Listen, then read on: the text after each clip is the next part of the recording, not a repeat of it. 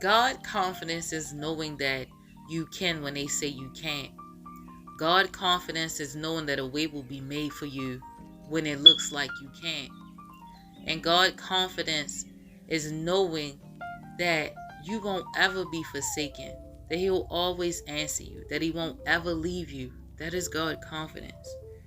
I say this because I look at everything that was designed to destroy me.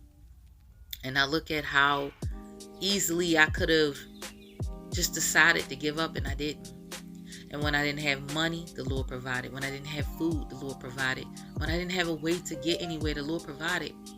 The Lord will place people in your path to help you.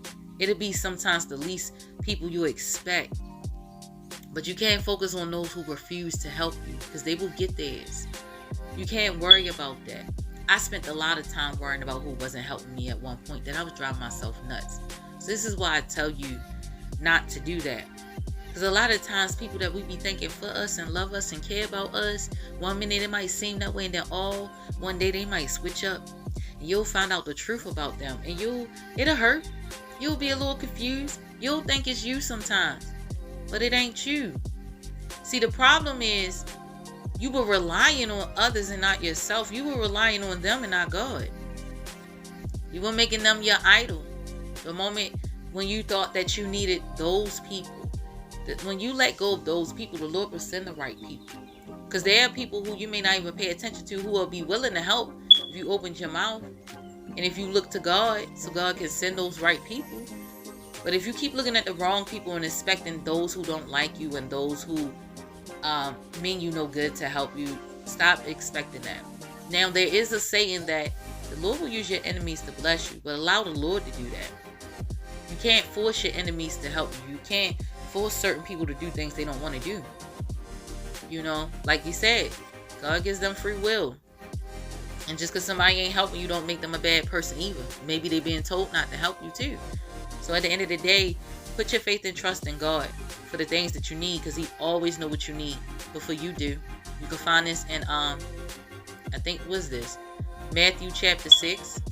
You'll find this when it talks about the flowers of the field and how the birds they spin and they labor, but what is it? I'm saying it wrong. Please don't quote me, because I write these things down, but right now this verse, it just came to my mind and I don't want to say it wrong. But it's in Matthew chapter 6 when it talks about the birds and the flowers of the fields.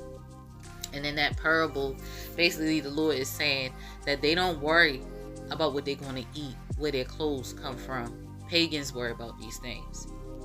So don't worry. If you don't have something, the Lord knows you need it before you even knew you was going to need it. He knew you was going to run out before you knew you was going to run out. It's all about having that trust and faith in the Most High. Not having trust and faith in people, expecting people to do the very thing that only the Lord can do. Like I said, God's confidence is knowing that God can. People would tell you can't, but God will not plant a seed of doubt inside of you. Doubt does not come from God. Trust in the Lord and put your faith in God. I've learned to do that. And even when I don't know how, even on them days that I may get up and not feel my greatest, like today, I don't feel my greatest. But I feel like being very, very honest. I don't want to be on this channel just, oh, do this, God said this. No, I'm going to let you know the truth. What happens behind closed doors.